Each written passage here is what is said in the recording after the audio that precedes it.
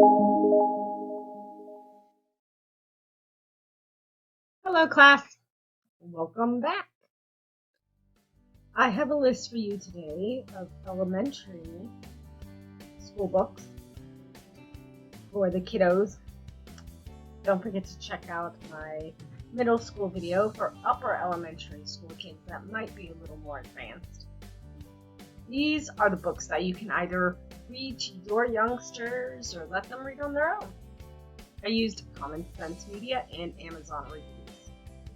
My first book is Sarah, Plain and Tall. I read this book as an elementary kid and remember watching the movie as well. It takes place out west during the 19th century. It is about a woman crossing the country to join a family after exchanging letters. Kids might be able to identify with the kids in the story in their longing for a mother and a complete family. While they get to learn about the day-to-day life during the 19th century on a farm.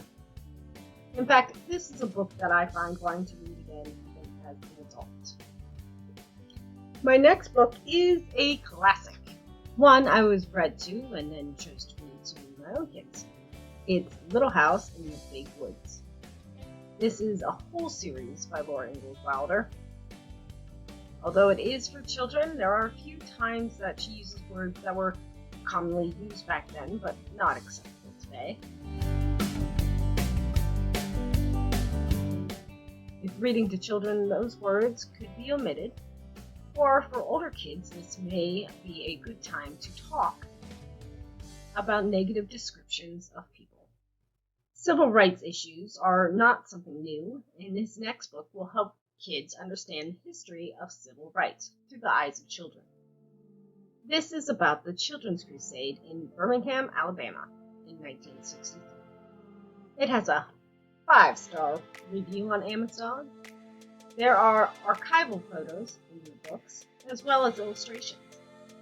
Common Sense Media puts the age at 6 and above. This next book got great reviews on Amazon and Common Sense Media from both parents and kids. It's A Long Way from Chicago for ages 8 and above. It is a funny look at summertime told through various short stories over 9 years that the main characters, Joey and Mary Alice, spend with their grandmother.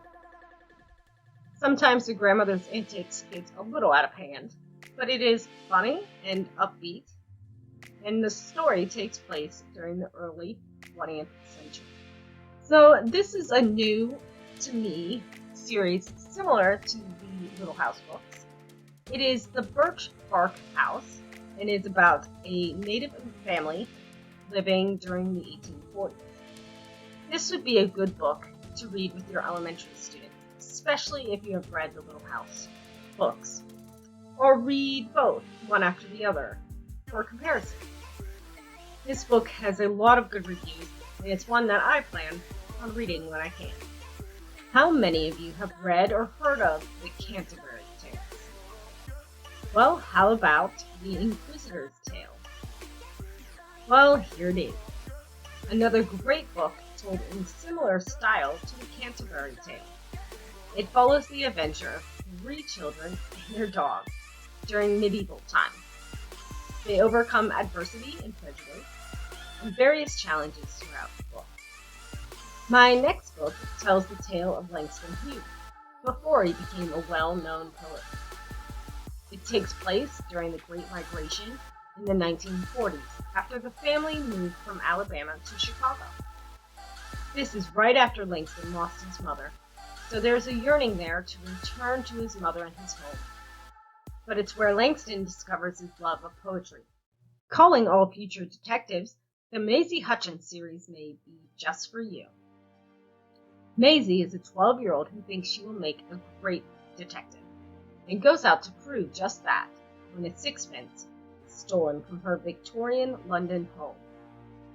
Her dog Eddie is her sidekick, and constant companion on her adventures.